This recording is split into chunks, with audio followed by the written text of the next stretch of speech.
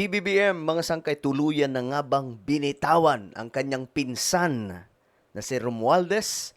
Ano kaya ang nadiskubre?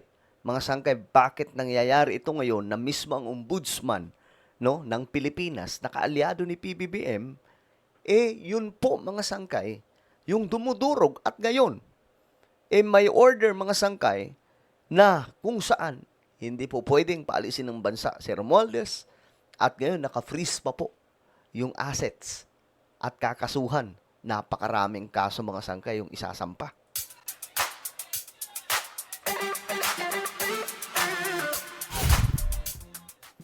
Okay, so ito pag-usapan po natin kasi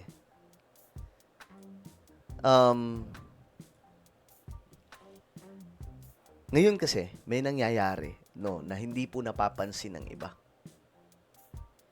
Itong si Speaker Romualdez, tila baga binitawan na po ni PBBM.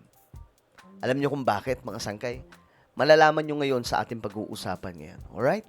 So sa mga hindi pa po dyan nakakapag-subscribe sa ating YouTube channel, makikita nyo po yung subscribe button sa baba ng video na to. I-click nyo po yung subscribe, i-click ang bell, at i-click nyo po yung all. Sa mga nanonood po sa Facebook, i-follow nyo po yung ating Facebook page. Okay. Guys, pansinin nyo to mga sangkaya. Dati pa po sinasabi ni PBBM na susundan lamang nila kung saan patutungo yung ebidensya. At ito mga sangkaya, patunay na may ebidensya, dahil po, kakasuhan po si dating Speaker Romualdez.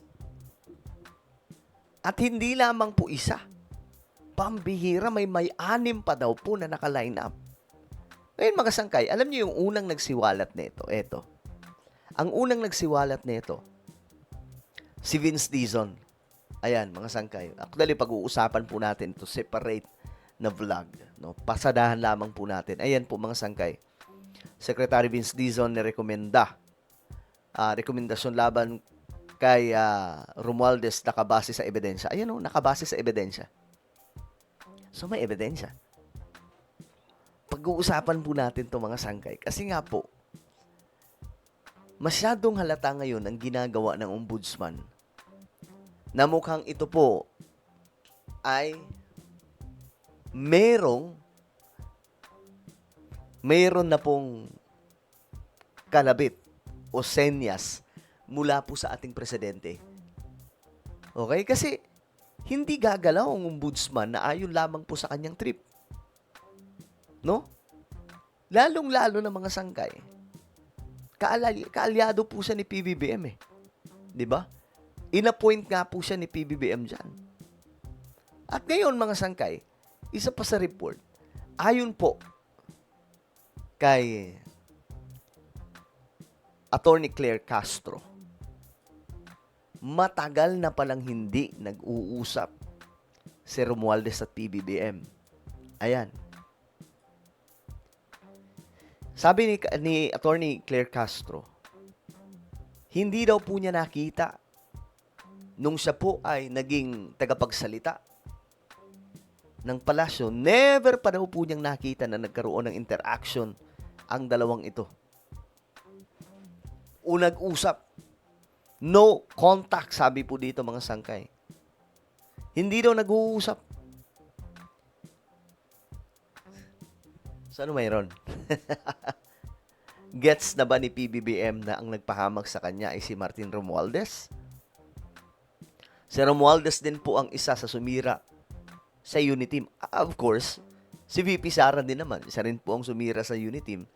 Sila. Pero ang nauna, mga sangkay, si Romualdez. Kaya nag-trigger po yung rambolan. Ngayon, mga sangkay, eto.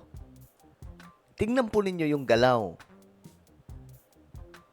Kinumpirma ni Ombudsman Jesus Crispin Remulla na si dating House Speaker Martin Romualdez ang mambabatas na saklaw ng bagong asset freeze order ng Korte at ng Anti-Money Laundering Council. Ng Korte at AMLAC.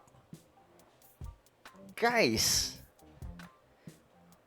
makinig kayo.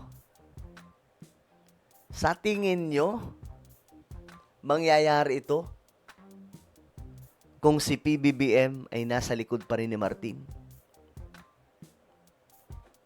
Sa tingin nyo lang, ito wala akong problema kay Martin Romualdez.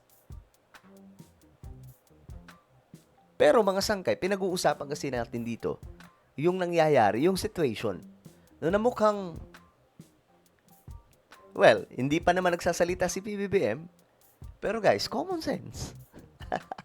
'Di ba? Ombudsman yun eh. Tapos tropa pa ni PBBM.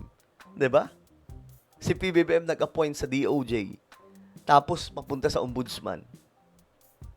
Marcos loyalist Remulla. Sa tingin nyo, gagalaw yon nang walang kay PBBM? Malamang, ang tingin ko dito, may ebidensya na nandun sa ombudsman. Di ba, pinasa nga po yun nila Dizon. Sabi po nila Secretary Dizon, nire-recommenda na kasuhan si Romualdez. Nakabase pa nga daw sa ebidensya. Ipinasa po yun sa ombudsman. Andun po yung mga ebidensya. At malamang eto na po yun. Kumbaga, sinusunod lamang po ni Remulla ang sinabi ni PBBM. Sige, pare, kung mayroong ebidensya, bakbakan na yan. Di ba? Hiniling naman ng Ombudsman sa Sandigan Bayan na hadlangan ng paglabas ng bansa ni dating Senate President Chis Escudero. Di ba? Nakatutok si Darlene Cai. Si former Speaker Martin Romualdez, na-freeze na yung kanyang... Ayun. Maraming So si social former na- Speaker social Martin order ito. na, Kasi Pero linawin natin from what? From the Court of Appeals to. from the Court Court of of Appeals. Appeals. Kasi doon talaga- Galing na mismo kay Ombudsman Boying Remulla.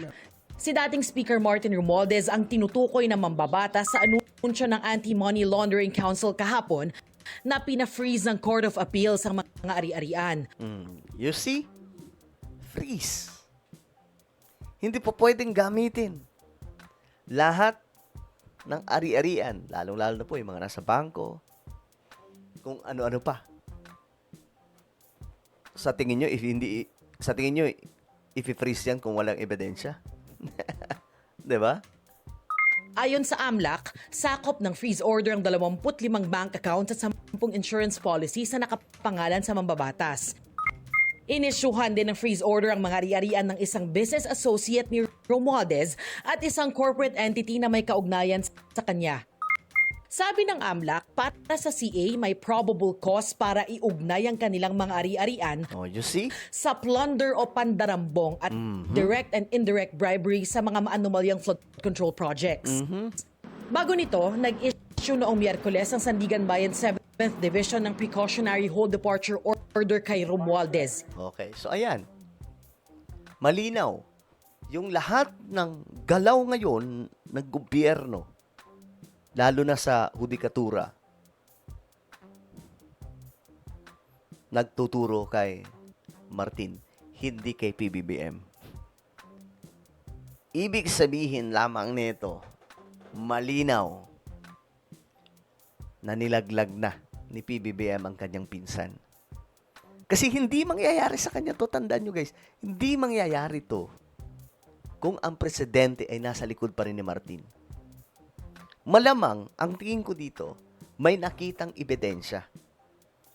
Ang nagpasa ng ebidensya nun, yung sila Secretary Vince Dizon, yung DPWH mismo. Ang dami. Pag-uusapan natin yan, mga sangkay. Pag-uusapan po natin yan sa susunod. At ito na po yung nangyayari ngayon, yung ombudsman gumagalaw na. Gets yun na ba, mga sangkay? Gets yun na ba? Hindi ako naniniwala na si PBBM bahagi na ito. Kasi, kung si PBBM ay part ng pangungurap sa flood control, hindi niya pa iimbestigahan to. Malalim ang pagpapaimbestiga ni PBBM.